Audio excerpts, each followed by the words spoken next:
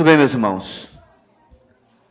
Graça e paz, uma noite mais quente, que para nós hoje tem improvisei aqui um ventinho para nós, pelo menos para mim.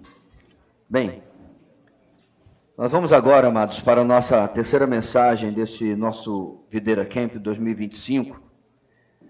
Nós já falamos sobre Jesus como aquele que cura e restaura os homens, na palavra de perdão aos seus algozes, na palavra de salvação ao ladrão ao seu lado, e agora vamos falar sobre a palavra de afeição. O terceiro brado da cruz nós encontramos em outro evangelho, vimos agora dois em Lucas, agora em João capítulo 19. Em João capítulo 19, versículos 26 e 27, nós temos uma passagem bem diferente, bem peculiar. Parece que quebra o ritmo com que a crucificação estava caminhando. Lá nós lemos o seguinte, João 19, 26 e 27. Quando Jesus viu a sua mãe ali, e perto dela o discípulo a quem ele amava, disse à sua mãe: aí está o seu filho. E ao discípulo: aí está a sua mãe. Daquela hora em diante, o discípulo a recebeu em sua casa. Como nós bem sabemos, irmãos, Jesus nasceu de Maria e apenas de Maria.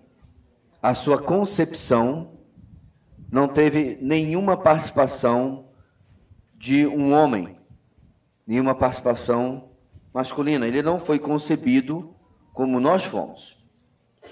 Ele foi concebido por obra sobrenatural, obra do Espírito Santo. Deus literalmente fez matéria surgir no ventre de Maria. Não sabemos os detalhes, se ele usou algum material genético de Maria, o óvulo, e de maneira sobrenatural fez esse óvulo aparecer fecundado, não temos ideia. Ou se o Senhor colocou um óvulo já fecundado, sem nenhum material genético, nada disso a Bíblia explica. E nós sabemos, obviamente, que quando chega a idade do ministério, Jesus não tem mais o seu pai terreno, apenas Maria está na figura e vários irmãos. E o relacionamento de Jesus com esses pais humanos, particularmente com a sua mãe, ele foi bastante peculiar também em alguns momentos.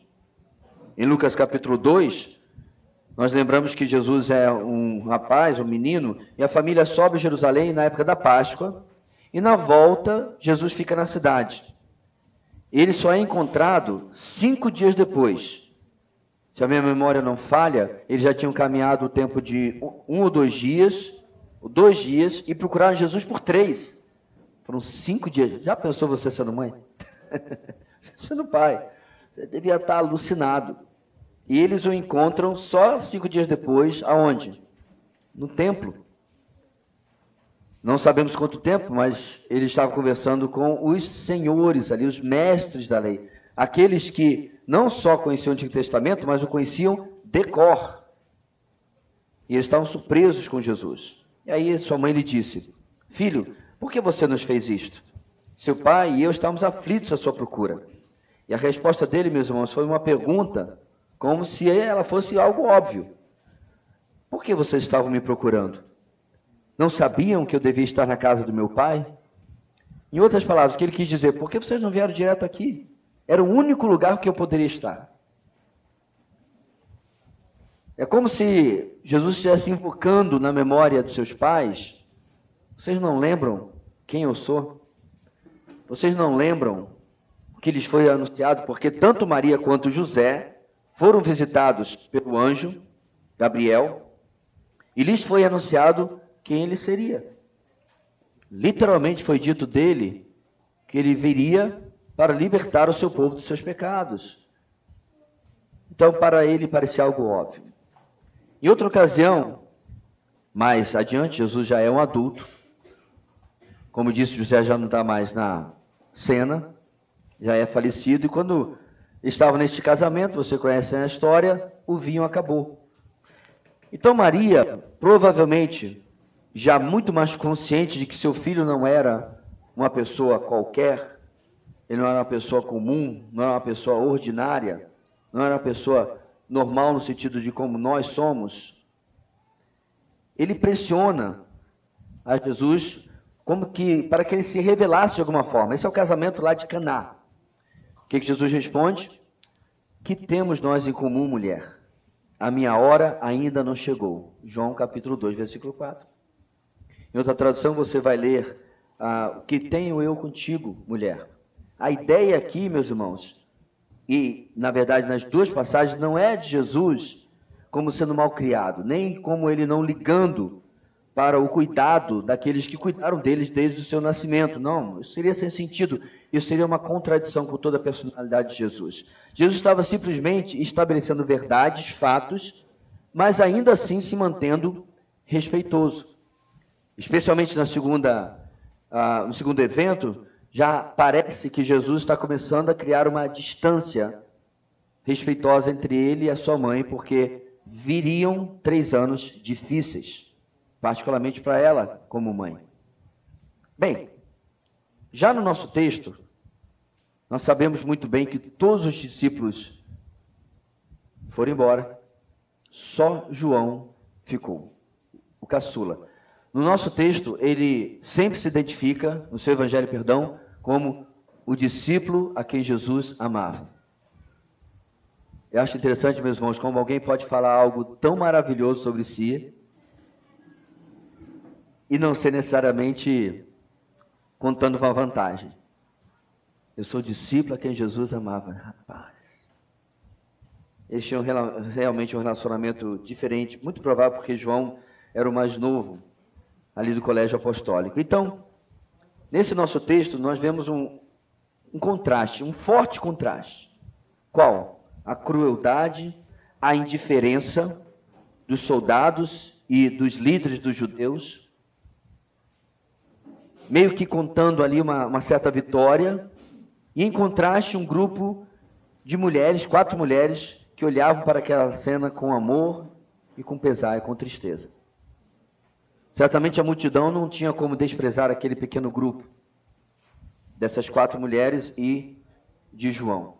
A angústia da mãe de Jesus, nesse momento, lembra e cumpre uma profecia feita a ela 30, se nós vamos assumir que Jesus de fato morreu com 33 anos, isso nem é o ponto a ser questionado aqui, mas se de fato ele morreu com 33 anos, uma profecia que ela ouviu 33 anos antes, Lucas capítulo 2. Ela leva Jesus ao templo para ser apresentado, e Simeão diz o seguinte: uma espada atravessará a sua alma. Isso não é só porque ela ia perder o seu filho, mas na maneira como ela perdeu o seu filho. Estou vendo a tristeza que com certeza estava estampada no rosto de Maria. Jesus honra sua mãe, fazendo o que, irmãos? Naquele momento derradeiro, entregando-a aos cuidados de João, como nós já sabemos, o discípulo amado.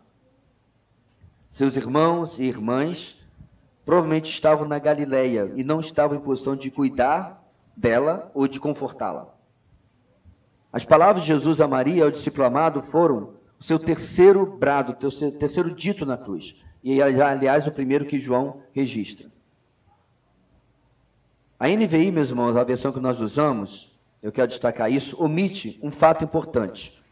Como nós lemos aqui, o versículo 27 diz, 26, perdão, aí está o seu filho, ele vai direto. Eu realmente não sei explicar porquê, mas literalmente o que nós temos no original é, mulher, aí está o seu filho. É isso que está aí. Esse pequeno detalhe, meus irmãos, parece apontar como que os relacionamentos humanos, corriqueiros para nós, como que os relacionamentos terrenais que nós tanto prezamos, para Jesus já estava no fim. Em questão literalmente de algumas horas, Maria deixaria de ser a mãe de Jesus. Da mesma forma que quando fecharmos nossos olhos pela derradeira vez, deixaremos de ser maridos, esposas, filhos, tios, avós, etc. E esse pequeno detalhe parece apontar, meus irmãos, que o título parentesco mãe agora começa a ser trocado por um respeitoso, porém ligeiramente mais distante, mulher. Talvez seja uma forma de Jesus também, de forma sutil, preparar o coração dela, porque era óbvio o que iria acontecer. O que esse texto, meus irmãos, pode nos trazer? Que, como eu disse desde a primeira vez, na primeira mensagem ontem, não acredito que nenhum desses ditos, desses brados da cruz, sejam mera coincidência, apenas aconteceu ou algo assim. Vamos ver 3 ensinamentos na morte de Jesus sobre o que ele pensa sobre a nossa humanidade. Porque o quadro ali, meus irmãos, era muito distinto. O Deus, Criador do universo, estava preso na cruz, mas diante dele eram meros humanos como eu e você. Você lembra do texto onde o Senhor fala, o salmista, na verdade, fala que o Senhor sabe e lembra que nós somos pó. É isso que assim ele nos vê. Ele sabe da nossa limitação. Ele sabe da nossa fraqueza. Ele sabe dos nossos limites. Com absoluta certeza, meus irmãos, com tudo aquilo que Jesus já estava passando, ele prestava atenção no que estava acontecendo. As pessoas diante de si, com diversas reações e atitudes diferentes. Maria sofrendo demais, a sua tia também estava lá e outras mulheres também. Seu discípulo confuso, o que aconteceu? O que eu faço? Qual é a atitude certa, qual é a ação, qual é o curso para fazer aqui? Momentos difíceis. Os seus adversários, é claro, e um monte de gente que, se já era ovelha sem pastor, agora não sabia o que fazer da vida também. Então Jesus se incomoda com a nossa humanidade. Ele se incomoda com quem nós somos. Quais são os 3 ensinamentos que nós podemos tirar aqui? Número 1. Jesus nos ensina que ele jamais deixa de se importar com a nossa dor. Jesus nos ensina que ele jamais deixa de se importar com a nossa dor. Tem um ligeiro erro de concordância ali, peço que corrija. Se está aqui, deve estar ali também, porque foi copiado daqui para lá.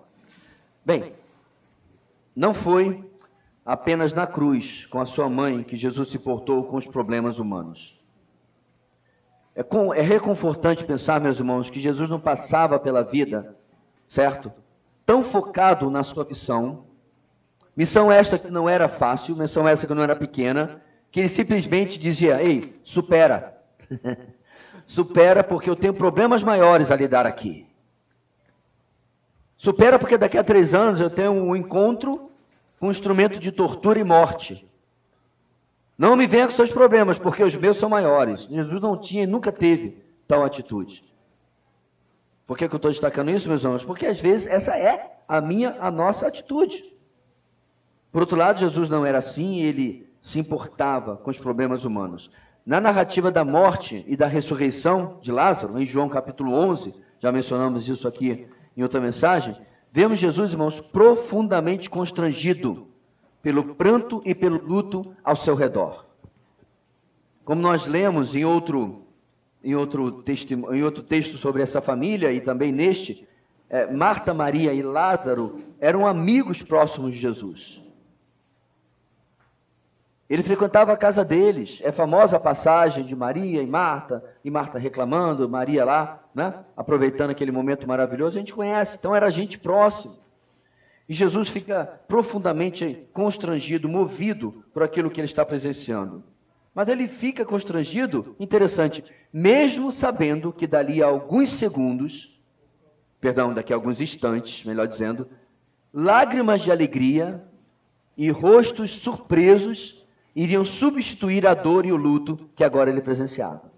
Porque ali só Jesus sabia o que ia acontecer naquela passagem, naquele evento.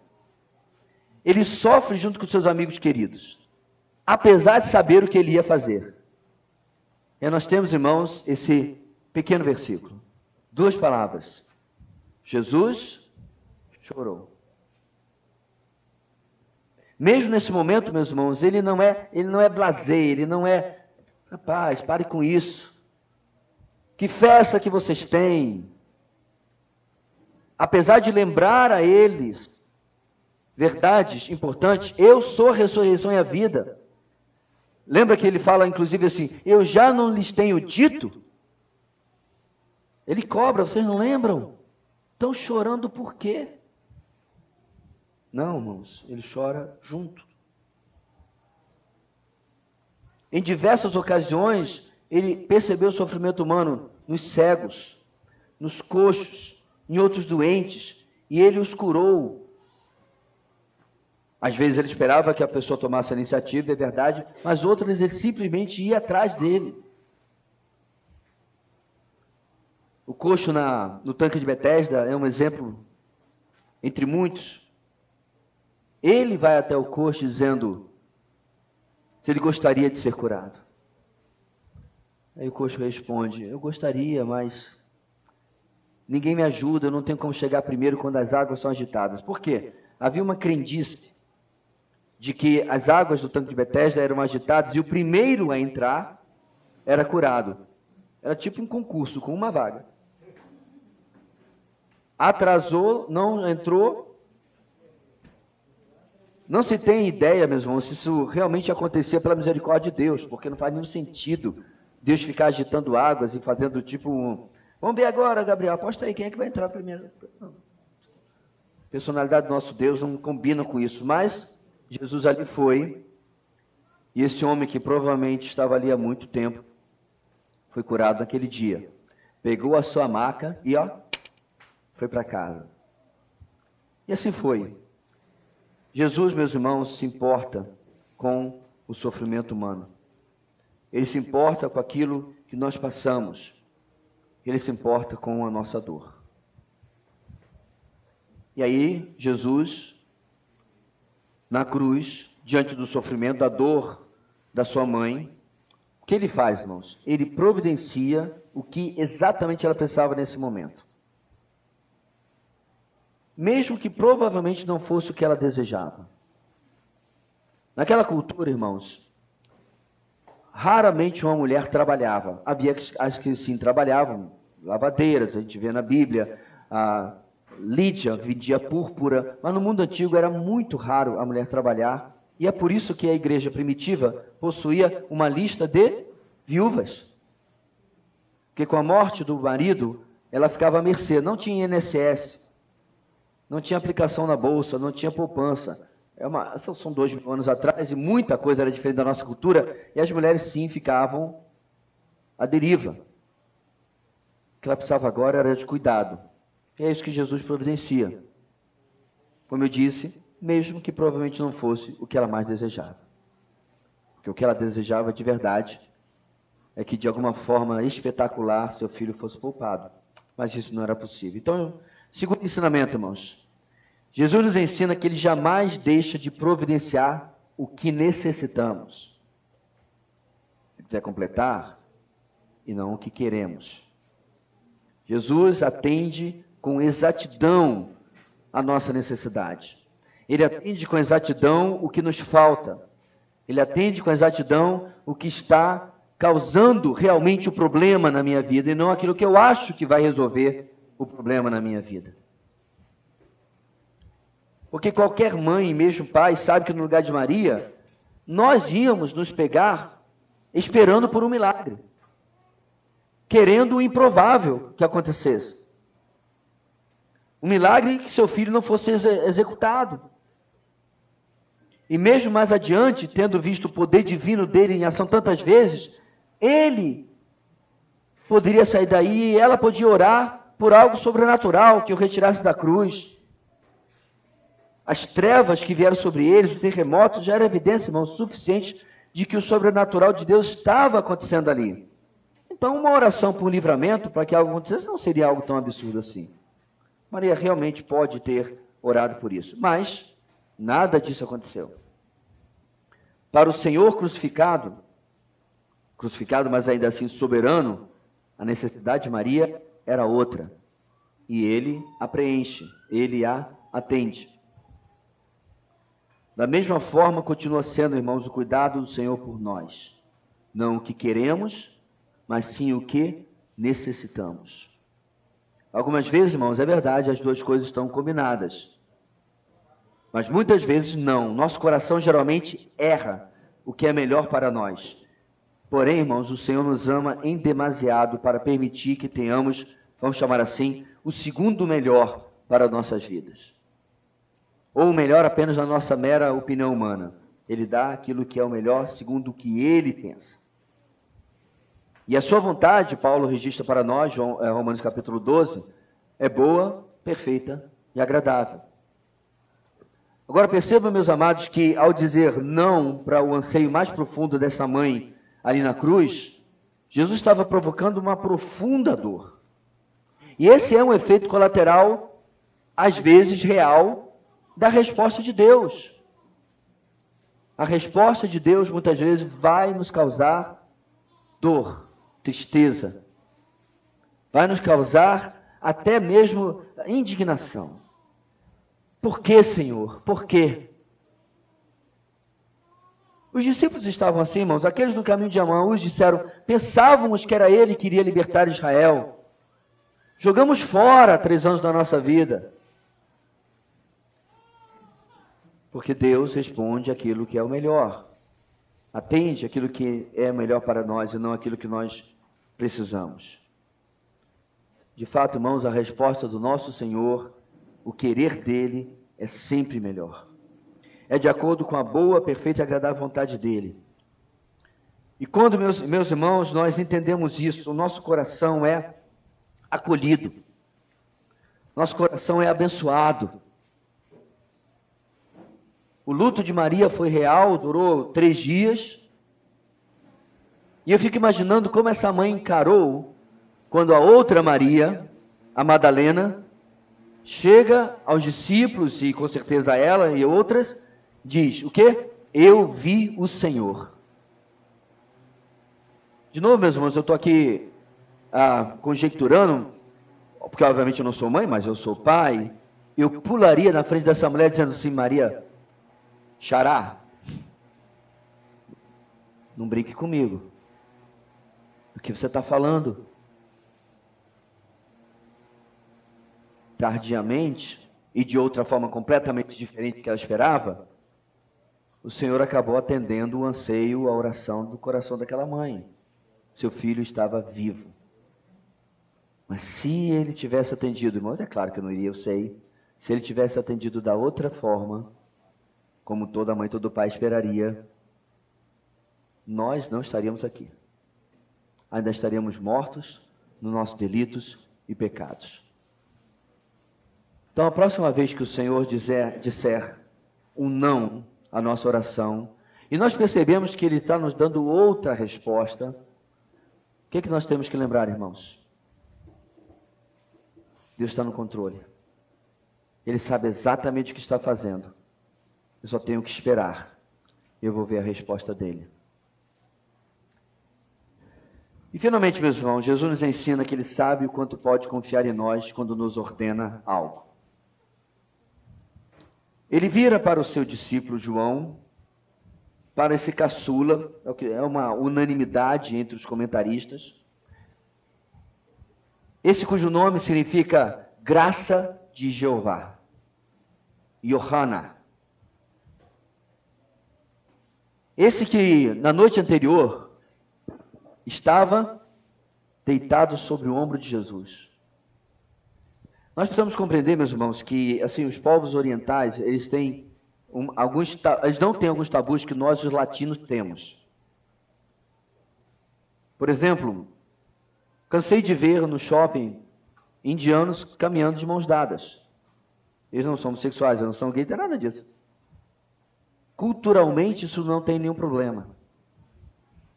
No Oriente Médio é extremamente comum um homem se reencontrar de algum tempo e trocarem ósculos, beijo, no rosto. Mas nós não, somos latinos. Com a gente não. Mas lá era extremamente comum. Então esta demonstração de carinho de João no momento da ceia não era algo esquisito, não era algo extraordinário, nem era algo fora da curva. Era uma demonstração clara do cuidado, do carinho, do afeto que ele tinha pelo Senhor. E é esse rapaz que está aqui. Ele era o caçula, mas isso não significa que ele era um adolescente. Muito provavelmente ele estava por volta dos seus 30 anos, um pouco mais, um pouco menos.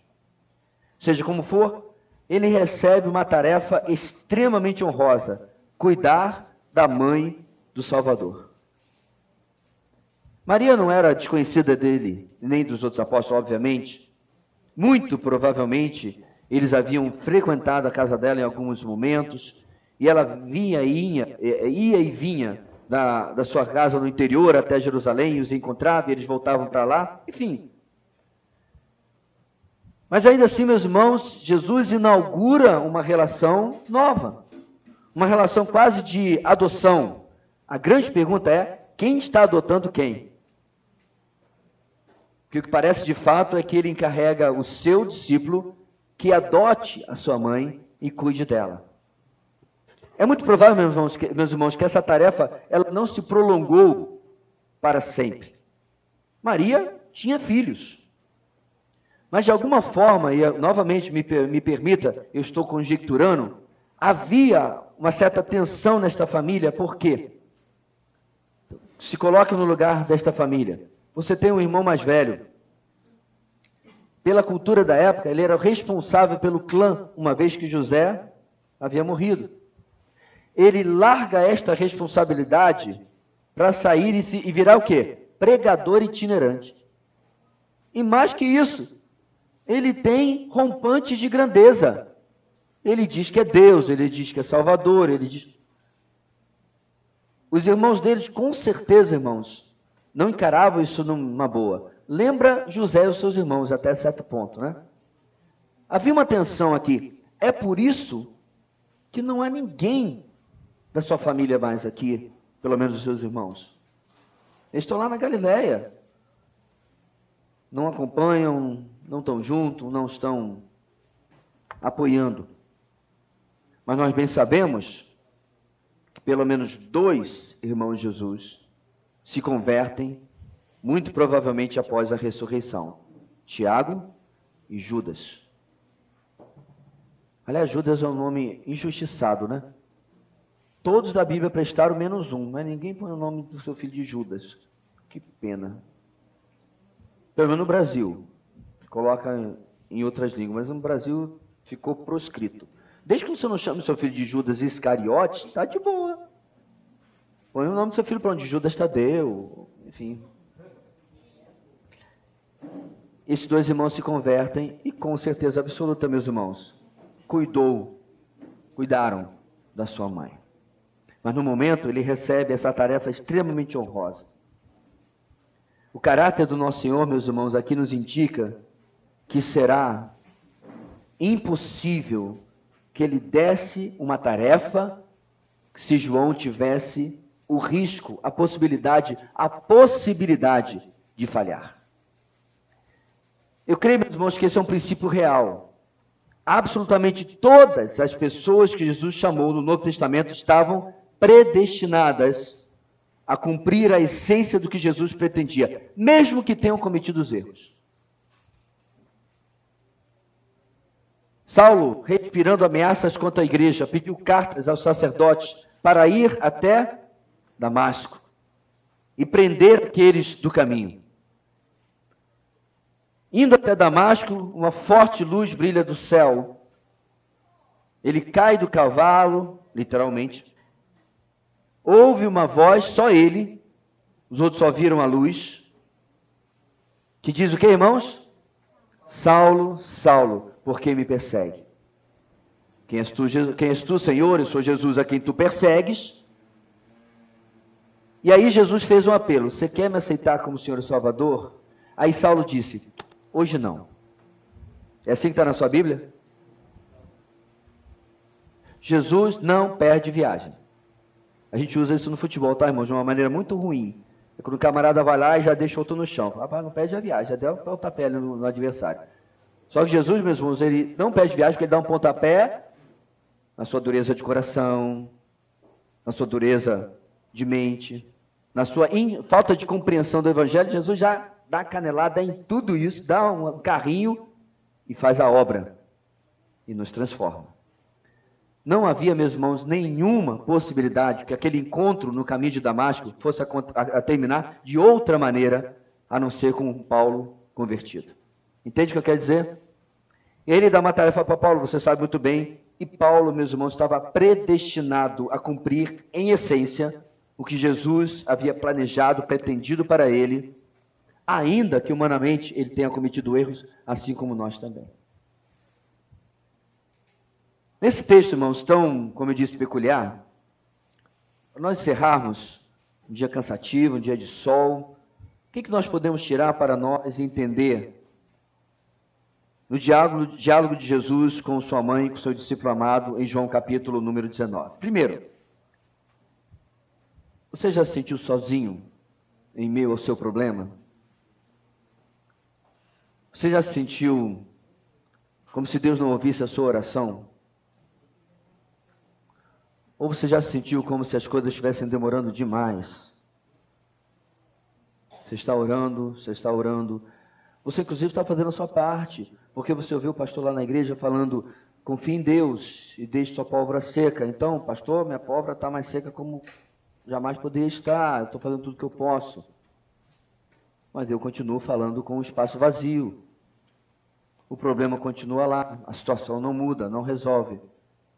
Meu irmão, minha irmã, o salmista nos deixa o seguinte registro: eu amo o Senhor, porque Ele ouviu a minha voz. Essa é uma verdade que vale para todo e qualquer filho de Deus. Você pode e eu podemos ser ignorados, talvez pelas pessoas mais próximas a nós e que talvez até deveriam cuidar de nós melhor do que cuidam, beleza. E tal noção é tão verdadeira que a Bíblia diz, ainda que, quem, irmãos?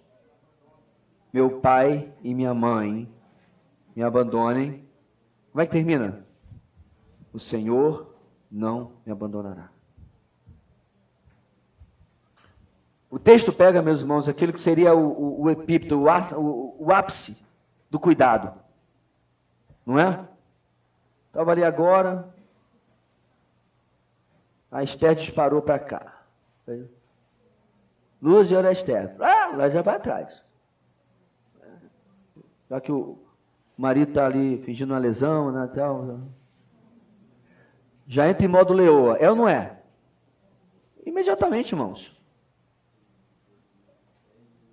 Quando um dos meus filhos ia sendo levado pelas águas, Moisés foi tirado das águas, ele ia sendo levado pelas águas.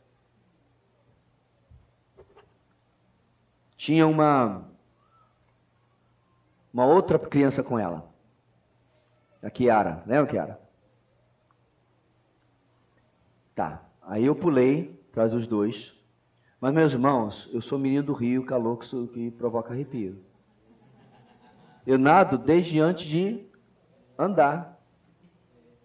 Mas aí uma mãe que não sabe nadar pula atrás da gente, né, irmã Janete?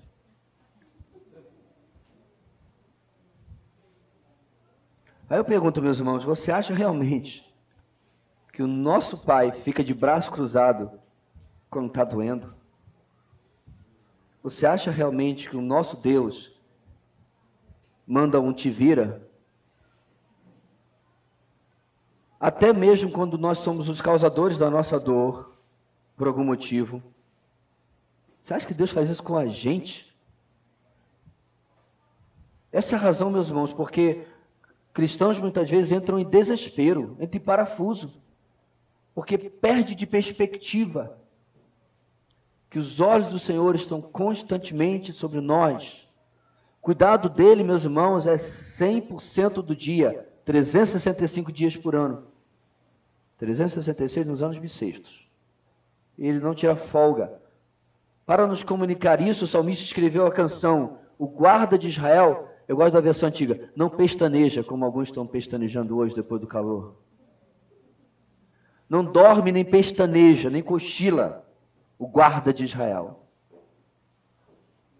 É tão interessante isso, meus irmãos, guardadas as devidas proporções, né, porque eu sei que Israel hoje não é exatamente o povo aliançado com Deus que deveria ser, mas se você pegar só o que Deus fez nos últimos 70 anos para preservar essa nação, você entende esse salmo aí.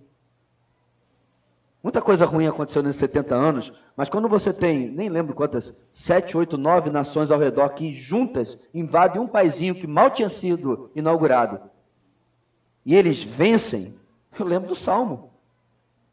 Não porque eles são melhores, não porque são especiais, não porque são... é tudo salvo, só porque é judeu. Negativo. Nós já aprendemos o suficiente sobre isso, tanto em nosso EBD, quanto na mensagem de Isaías. É porque Deus tem planos futuros. E os planos de Deus não vão ser frustrados, e uma peça fundamental é a permanência dessa nação. Então, meus irmãos, Deus também tem planos na nossa vida.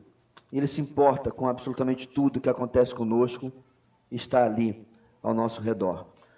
Eu queria só lembrar que há um tempo atrás, uma igreja, a qual eu particularmente não gosto muito das suas práticas, mas acho que nessa ela fez um negócio bem legal. Ela fez um clipe.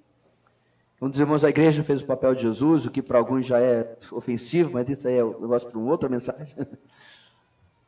E eles colocaram uma música de um cantor americano, muito bom, na verdade, David Phelps. Canta muito, a garganta que ele tem é um absurdo. E o clipe, né? A canção é nome sobre todo nome, mas o clipe era Jesus em diversas circunstâncias da nossa vida. Aí eles colocaram Jesus aonde? Na sala de parto. Jesus feliz com mais aquela vida que seus filhos recebiam nas suas mãos. Colocaram Jesus num casamento.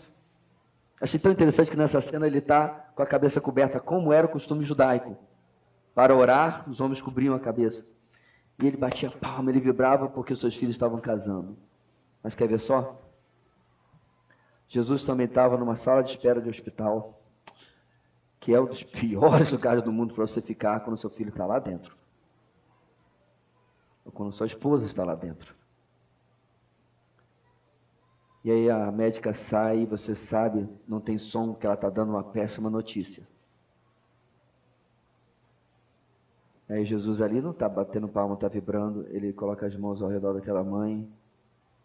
É isso, meus irmãos, ele está sempre com a gente. Sempre. Ele está sempre ao nosso lado. Ele está nos momentos de alegria, ele está nos momentos de tristeza.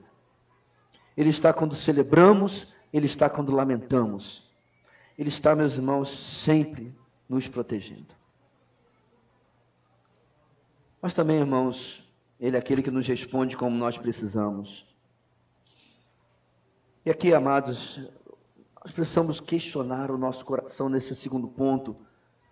Se eu tenho de fato me acomodado, colocado ao redor da vontade de Deus, para que ela tome, a minha vida tome a forma dela.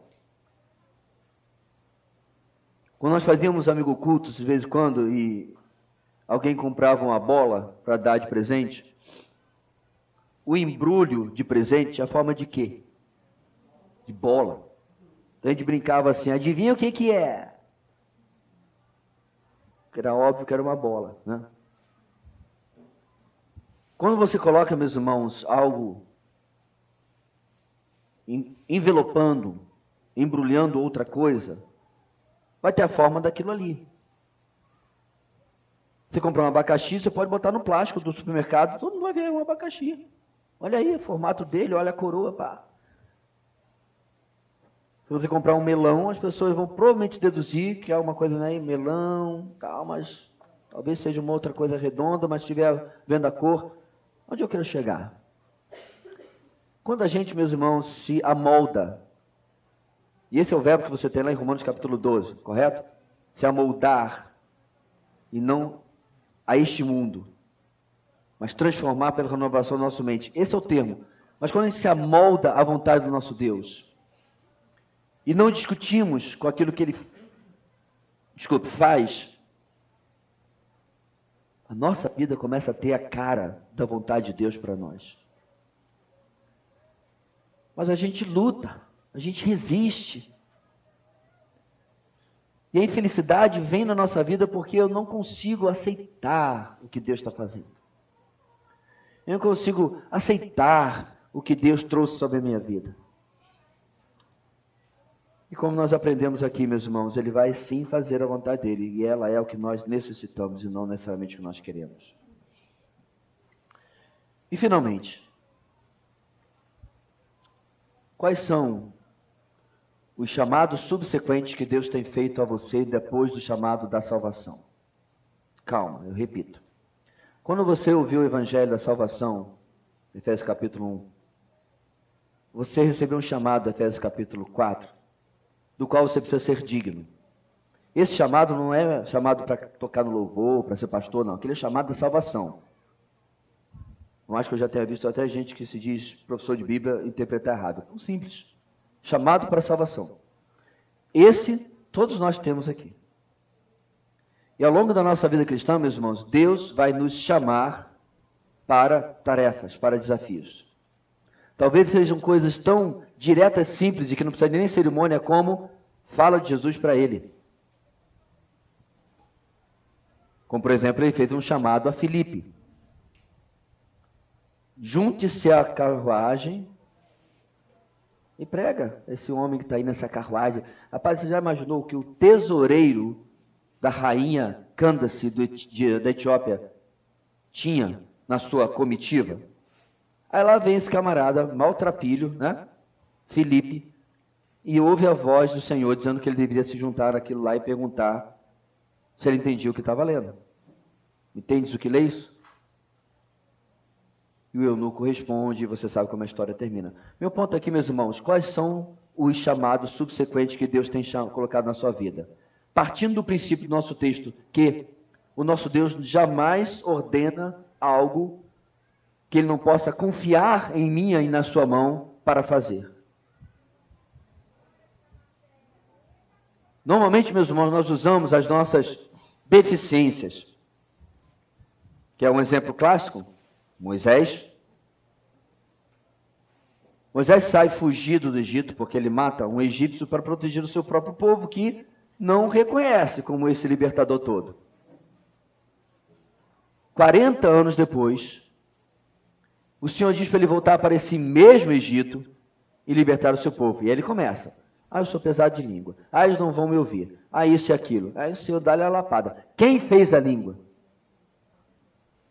E acaba com a churumela dele, acaba com o mimimi. E manda obedeça e acabou. E Moisés, irmãos, teve os seus percalços, né? Ele bateu na rocha em vez de falar, ele se estressou com o povo. Ele teve os seus problemas, mas ele cumpriu aquilo que Deus tinha determinado para ele. Meu irmão, minha irmã, Deus não erra. Se Deus ordenou a todos nós para pregar o evangelho, Ele realmente quis dizer todos nós. O doutor, o indouto. O rico, o pobre. Qualquer raça. O que fala bem, o que é introvertido e mal consegue dar oi. De alguma forma, Deus deseja usar todos nós.